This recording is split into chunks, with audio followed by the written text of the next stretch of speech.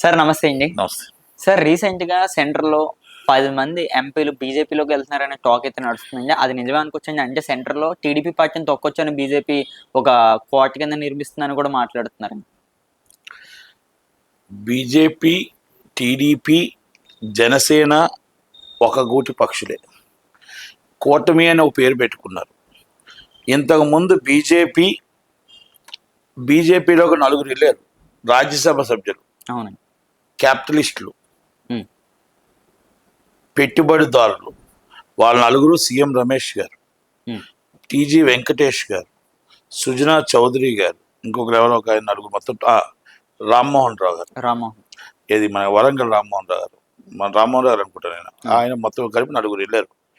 నలుగురు కలిపి మరి టీడీపీ పర్మిషన్ లేకుండా, చంద్రబాబు నాయుడు గారు పర్మిషన్ లేకుండా వెళ్ళారా కదా?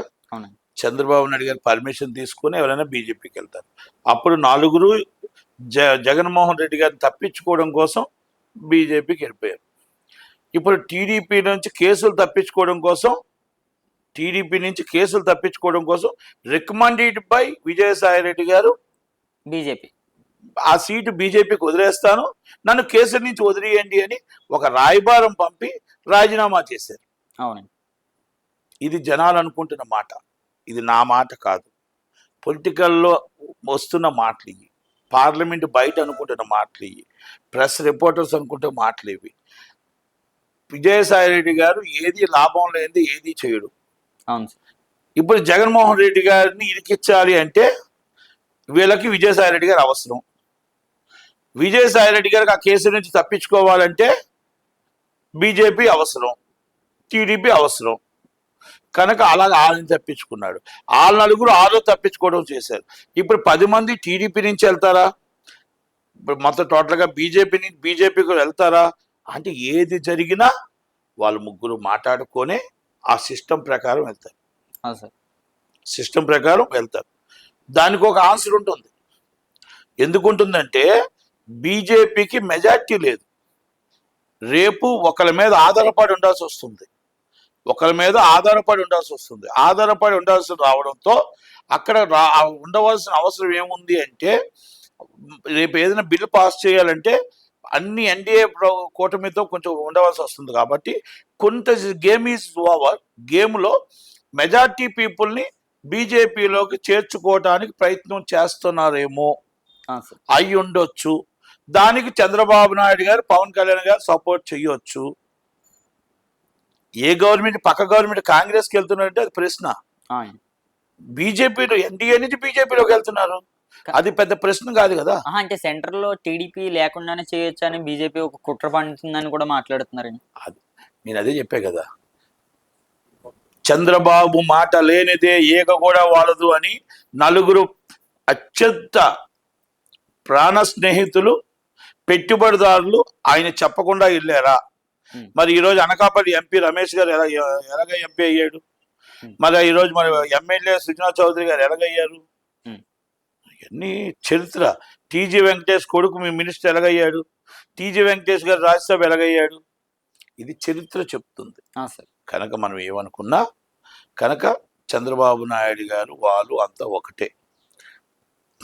ప్రజలను పిచ్చోళ్ళు చేయడం తప్ప బీజేపీ ఆడుతున్న డ్రామాలో ఇది ఒక భాగమే. విశాఖపట్నంలో మొత్తం టీడీపీ, వైసీపీలో టీడీపీలో చేర్చుకొని అక్కడ మేలు తీసుకోవడానికైనా ఇది భాగమే. ఎక్కడైనా జనసేన, బీజేపీ, టీడీపీ ఒకటే, దాంట్లో నో డౌట్. ఒంటరి వారిని జగన్మోహన్ రెడ్డిని చేయడానికి ప్రయత్నం చేస్తున్నారు. అది జగన్మోహన్ రెడ్డిని చేసి అరెస్ట్ చేయడానికి ప్రయత్నం చేస్తున్నారు. 11 సీట్లు కూడా లేకుండా ప్రయత్నం చేస్తున్నారు. మొత్తం టోటల్గా పార్టీ, వైసీపీ పార్టీ భూస్థాపితం చేద్దామని చూస్తున్నారు. అది వాళ్ళ కలగా నిలబడిపోతే తప్ప, 5 సంవత్సరాలు పూర్తయిపోతే తప్ప అది జరగని పని. ఇది నేను జగన్మోహన్ రెడ్డిని పొగట్లా, జగన్మోహన్ రెడ్డిని మేలుకోమని చెప్తున్నా అంతే తప్ప 40% ఓట్లు వచ్చిన కార్యకర్తలున్న పార్టీని తొక్కాలి అంటే వీళ్ళ భ్రమ. చంద్రబాబు నాయుడు గారిని తొక్కాలనుకున్న వాళ్ళ భ్రమ. అనుకోని వాళ్ళు మునిగిపోయారు. అనుకోని మీరు మునిగిపోవద్దు అని చెప్తున్నా. చెప్పా. సింగిల్ లార్జెస్ట్ పార్టీ 151 సీట్స్, ఒక్కటే 151 సీట్స్ గెలిచారు. వైసీపీ. మీరు ముగ్గురు కలిపి 164 సీట్లు గెలిచారు. ఆ, సార్. ఎవరు గొప్ప? ఒక్క పార్టీగా 40% ఓట్లు వచ్చాయి. మీరు 3% 50% ఓట్లు వచ్చాయి. ఎవరిది గొప్ప? 60% వచ్చాయి. ఎవరు గొప్ప? అంటే ఇవన్నీ మనం చూసుకుంటే అవునండి. చరిత్రలు చెప్తున్నాయి. నోటితో మాట అంటాం, ఈ రోజు కోటీశ్వరుని అయిపోతున్నాను, అయిపోతావా? అవును. ఈ రోజు నిన్ను అచ్చేస్తా ఇచ్చేస్తా అంటాం. నోటితో మాట, చేతల్లో పనిలో ఉంటుంది. కనుక దయచేసి ఇలాంటివన్నీ మన నీటి మూటలే అంటారు.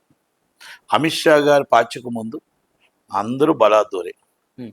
ఆయన బీజేపీ పితామహుడు, రాజకీయ దురంతరుడు, రాజకీయాల్లో ఏదైనా సాధ్యమని చెప్పగల వ్యక్తి అమిత్ షా గారు.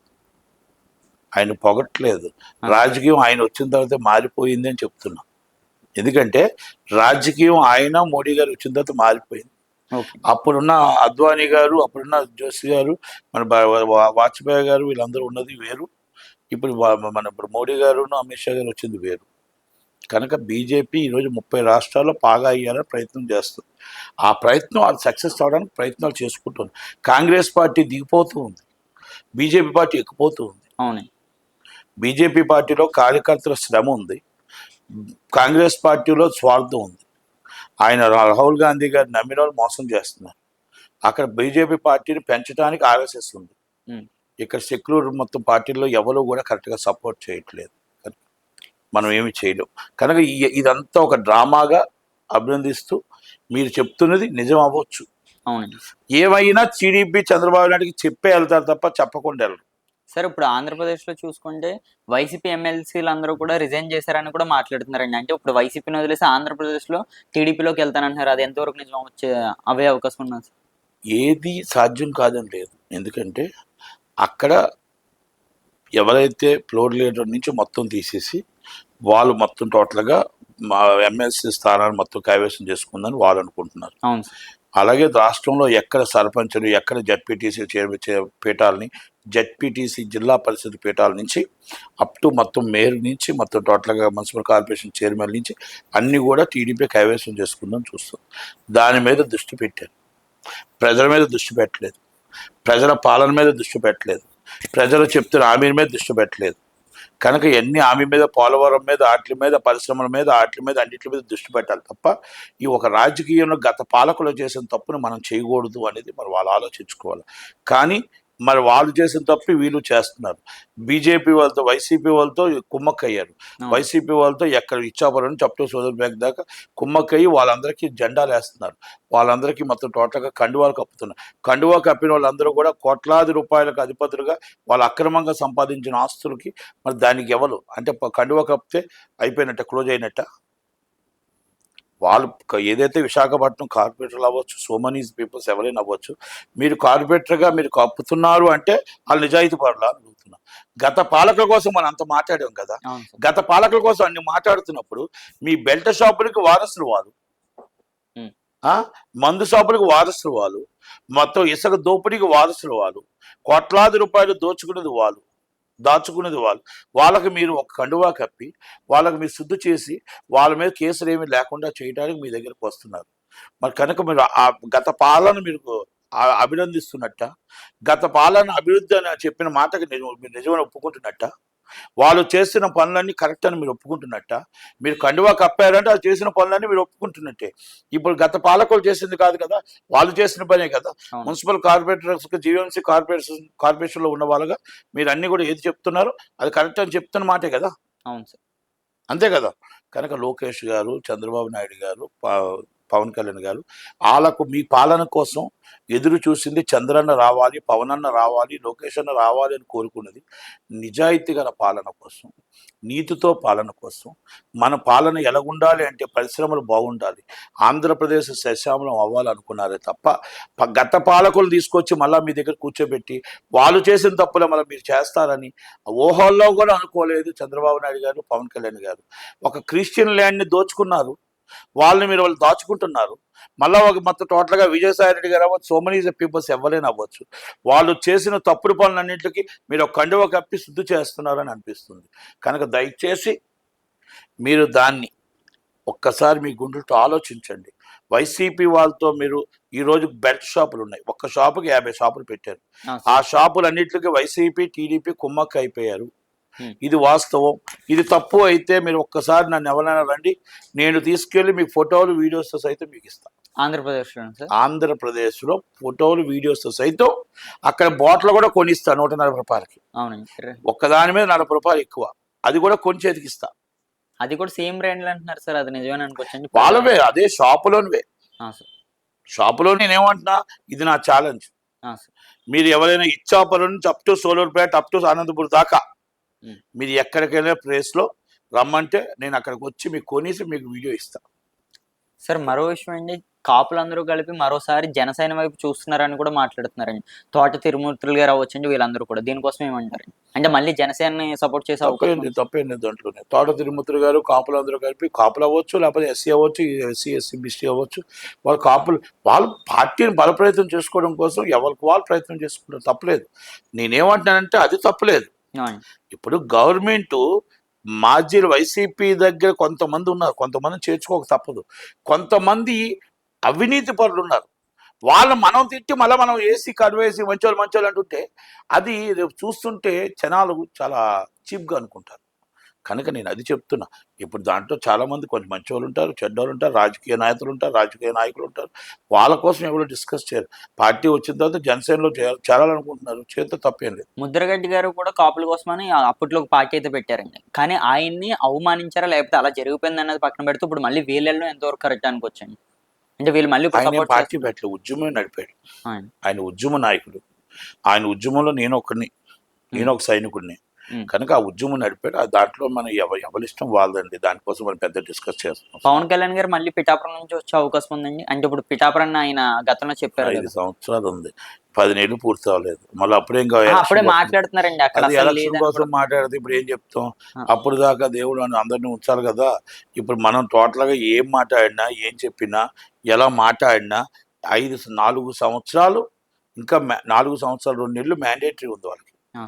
ఆ మ్యాండేటరీ అయిపోయిన తర్వాత ఏ డీలిమిటేషన్లో ఎక్కడెక్కడ ఏం వెళ్తాయి, ఎలాగెళ్తాయి, ఇంకొక ఎక్కడ వెళ్తుంది, అవన్నీ మనం తెలుసుకోగలగాలి కదా. అక్కడ పవన్ కళ్యాణ్ గారు ఎక్కడ చేస్తారా, ఎలా చేస్తారా, ఆయన పాలన ఎలా ఉంది అనేది ప్రశ్నించింది అప్పుడు కదా, 2029. అవునండి. కానీ ఇప్పటి నుంచే నువ్వు మాట్లాడితే సార్ మేమే కాదు సార్, ఇప్పుడు ప్రజలందరూ కూడా మాట్లాడేది ఏంటంటే వర్మ గారిని మోసం చేశారని అదొకటి అంటున్నారండి. ఇచ్చిన పథకాలు అసలు నెరవేర్చలేదని కూడా కూటమి ఇప్పుడు ఎవరైతే ఉన్నారో టీడీపీ ఫ్రీ బస్ ఉంది. ఆ 2 నెలల్లో చేర్చి అన్ని పథకాలు చేర్చి ప్రజల మన్నన పొందితే 29 వస్తారు. ప్రజల మన్నన పొందకపోతే అపోజిషన్లో కూర్చుంటారు. మన్నన పొందిన వాళ్ళు గెలుస్తారు. ఇది కంపల్సరీ ప్రజలు ఇచ్చిన తీర్పు, చిరసా వహించక తప్పదు. కనుక ఇప్పుడు 10 నెలలు అయింది కాబట్టి దానికోసం డిస్కషన్ అవసరం లేదు. Thank you.